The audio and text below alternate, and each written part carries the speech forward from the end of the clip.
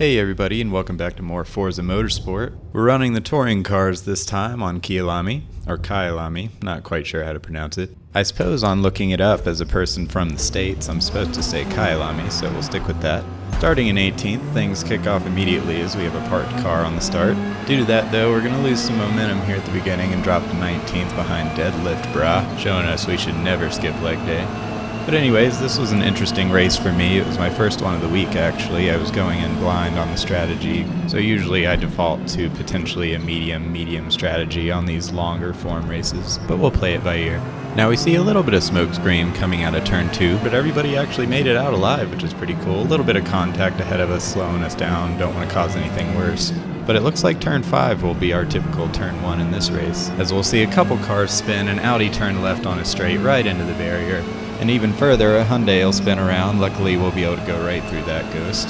That'll also give us a big run on Jacka's back so we can get right back behind Deadlift Bra, up 5 positions in one straight. We'll see a Deadlift Bra have a bit of a moment. That curb can be a little tricky on the acceleration. Another Audi off to the right though, giving us another position. Now as you've seen, we're in the number 62 Lynk for this race, similar to Deadlift Bra ahead of us. I'm actually tempted to say at the moment this might be my favorite car in the touring series. I haven't tried them all yet, but I like the way this one feels. It handles pretty well and still has decent speed. Not running anyone else's tune on this one. I'm actually still basically running stock. I've only made minor adjustments to the tire pressure and aero. Over time though, I may try to tune some other aspects of the car and just see if I can improve its feel even more. Meanwhile, back to the race, we're still behind Deadlift Bra, we're in P13, both the Lynks coming up behind the Honda and the Subaru battling ahead. We're coming up into the big braking zone on turn 13 of the Crocodiles, wondering if there's going to be an incident ahead, but everyone gets through it pretty clean, but Deadlift Bra and I close the gap pretty well on the Honda and Subaru ahead. But it's not really going to matter because the Honda and the Subaru are going to end up taking each other out through turn 15. It is so hard to go side by side through there as you can carry a lot of speed and there's a big bump on the inside curb that can really unsettle your car. That puts us up into P11 though as we round out the first lap, trying to stay close to Deadlift Bra ahead of us, and we now have Portuga King and another Golf close behind. As we come down this straight into the slight bend that's turn 1, we do see that there's a battle starting to engage between the 3 cars ahead. In fact, I actually looked to the inside of Deadlift Bra here, but I was a little too far back to side against it. It wouldn't have been a good move to make. The 3-way battle ahead of us starts to kick off though as we go into turn 5 up ahead. We're going to see a couple of them actually take each other out, and honestly it really looked like the Audi did that one on purpose. Definitely not great racing to see. I don't know what was going on between the two of them before then, but I hadn't seen anything crazy. I can try to maybe give them the benefit of the doubt though. Maybe they got loose and it threw them into the Hyundai going on the outside, but I don't know. Maybe let me know in the comments what you think. Anyways, throughout that, Portuga King's definitely getting runs on me left and right. I go defensive into this corner, trying to hold the inside, but it actually compromises my exit a little bit, and he's going to dive right to the inside as we come up through the S's, and all I can really do is try to hold a line while still giving him space. He's going to have the speed on the outside. I have to let him go by, but that's going to put us back down into P9. Portuga is definitely quick. We're going to follow him here for a minute. As we follow him though, I'm going to talk about the strategy again a little bit once more. As I was scrolling through the field at the start, I really saw a big mix. People were on the hards, people were on the softs, people were on the mediums. I obviously chose the mediums. At this point, I've definitely lost track of who's on what. In fact, those that were on the hards, I was wondering if maybe that was the right strategy, as you could potentially stay out the whole race. I'm not sure how that would look from a tire wear perspective, so I'm starting to think about altering my strategy from the medium. Maybe I can actually stay out for 5 laps on these mediums and then go to the softs. But we'll talk about that again here in a moment, because we're going to actually see Portuga King starting to try to make some moves on spur. A little bit of contact between them. I look to the inside coming out of the turn, but I just really am not able to keep up with the speed of the Golfs on the main straight. They are very fast cars, and as I mentioned earlier with some changes to my aero and the tuning, I did lean that more towards handling. Now going into turn 1, Portuga King's definitely going to get the run on spur. He's going to go to the inside, and that's going to throw spur off his line. He's going to get a little erratic. We have to hit the brakes pretty hard to make sure we don't ram him in the back. Definitely going to compromise our speed on the exit, so we're going to fall behind a little bit here, almost a second behind spur. Returning to the strategy talks, the further we get into this race, the more I think I need to try to stay out on the mediums and switch to the softs. I feel like at this point, if people are on the hards and able to stay out the whole race, it's really my only opportunity to try to get enough speed to keep up with them or catch up with them again after having to pit. I didn't get any practice on the softs, and I really barely had practice on the mediums, so I won't really know what the limits of the car are on the softs. But either way, I think it's definitely going to be the best strategy for me here on out. Going back through the S's, we've closed the gap on Spur a little bit. We see Portuca King starting to engage in a battle with another Lynk and Golf ahead of us. In fact, as we start to go up towards turns 10 and 11, we're going to have a bit of a run on Spur. I'm going to go to the inside. In fact, he's actually going to brake really early, and I have to kind of lunge up in there, hold the inside line, try not to make any contact with him on the outside. He falls back about half a second. That'll put us up into P8, and out of fear of mispronouncing their name ahead of us, I'll just say P7 in the Lynk. Coming through the mine shaft once again towards the crocodiles, I'm going to see Spur has less than half a second gap behind us. Makes me a little bit nervous of getting hit. I'm going to go a little wide on this apex, trying to brake late to avoid it. Managed to do so as we follow P7 into the kink before the end of the lap. We actually get a good run on the outside of them here. We're going to look to the inside into the final turn, but they do a good job braking late, and I don't want to hit their rear quarter panel, so I play it safe on the inside. We'll fall back behind them for now. There's still a lot of race left. We're only coming into the fourth lap. As we start this fourth lap though, I'm going to tunnel vision a little bit onto P7. I forget about Spur behind us with the Golf's acceleration. He's closing in quickly as we come down towards turn 2. Gonna hit my normal braking zone, actually trying not to hit P7, but Spur's just gonna absolutely send it right on the inside, kind of shove us out. Slows us down a little bit, we're side by side. In fact, he's kind of pushing me on the inside curb there, just trying to regain my bearings. The game's actually gonna give us a collision warning on that one because we so purposely hit him in the side. Luckily, there wasn't any actual penalty to be had, and honestly, I really wasn't frustrated with Spur at all on that one. It can be really easy sometimes in those big braking zones to come in a little hot. It did unfortunately compromise our race a bit though, as we've fallen a good bit behind P7. Now we're going to get the run back on Spur here. I look to the outside. Actually leaves an opening on the inside, so I just absolutely abuse that curb to get the switcheroo on him. That'll actually allow us to see the return of Deadlift Bra as he kind of follows us through on that gap. That should allow us to start focusing on P7 again. We see plenty of cars ahead of us, although as we do come up into turns 10 and 11, I'm very aware that Deadlift Bra is close behind. In fact, Spur is also there. I do actually brake a little early. I park it right on the apex. I don't want to get hit on the inside again. Unfortunately, it looks like our buddy Deadlift Bra got in a little bit of an incident maybe. He dropped a couple positions back, leaving Spur behind us. As we come through the mine shaft, I'm watching that gap to Spur behind, remembering that turn 2 once again. I definitely brake late here, thinking about that. I missed the apex entirely, but he falls back a little bit further. We don't get hit anymore. And at this point, I think we're definitely clear to follow P7 ahead.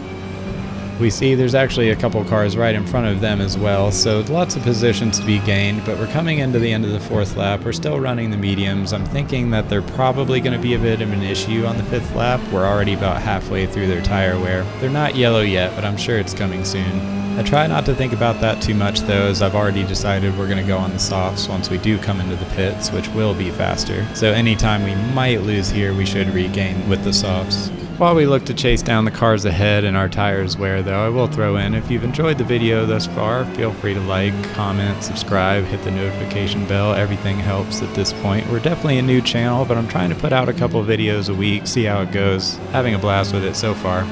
Back to the race though, we can see a three-way battle developing in front of us. If any of them are on the mediums, it's likely that they're also going to be dealing with tire wear here soon. In fact, they might already be dealing with it if they are controller players, as you can actually preserve your tires a little bit easier on the wheel. But going into this turn, we're going to see they actually go 3 wide and a lot of contact between them, and it's actually going to kill the Golf. They're going to go off to the right, and we're going to make that pass barely. It's also going to give us a run on tossed orbit, but going through the S's, it's a little difficult if we're not already alongside. We're going to wait a second, maybe look to the outside on the exit, but they're going to cover that pretty well, giving them the inside for turns 10 and 11. But we'll go ahead and go to their outside as we're carrying a bit more speed. Try to brake a bit late. We'll hold the outside line. We're side by side going through here. Great respect being shown. No contact was made at all. On the exit, we're still going to be relatively side by side, but as we come down towards the mine shaft, we're going to see they just dip behind us in the rear view mirror, and that's going to give us the inside curve for this bit here. That's going to put us back behind the other Lynk of the person's screen name I'm scared to pronounce. Now in P5, we're in P6. But seeing that our tires are looking a little rough, we're in the yellow, we're on the mediums, we definitely are going to have to go into the pit here, so we're not going to be able to engage in a battle with them right now. And in typical Forza fashion, I just floor it right into the pits because it'll slow down for you, trying to get every second we can. Now, as I said earlier, we're going to pick the softs, we're going to skip the fuel, which it looks like we actually have too much fuel because we only have 3 laps left, so the game overestimating what we're using here. By going into the pits though, we're going to lose a few positions, although we see a couple people had come in with us, so we're not alone. We'll have some work to do though. In fact, as we start to come out, it's going to look like we're going to be in P10, but we're going to have dyed raws fly on by, also not going into the pits, which will finally put us down into P11. This was the moment I really started to question the strategy, because we're all the way down in P11 now. A lot of people haven't gone in. Maybe they're going to be able to make the hards work the whole race if that's indeed what they're on. But all we can do is just focus on the race ahead, try not to get our head wrapped up in that too much, gain everything we can back. In fact, there's a chance that some people may just still need to go into the pits and they're running on really worn tires at this point. Either way, we're having to kind of learn how much we can push the car. I didn't get any chance to practice on the softs. In fact, I really didn't get much of a chance to practice at all on this one.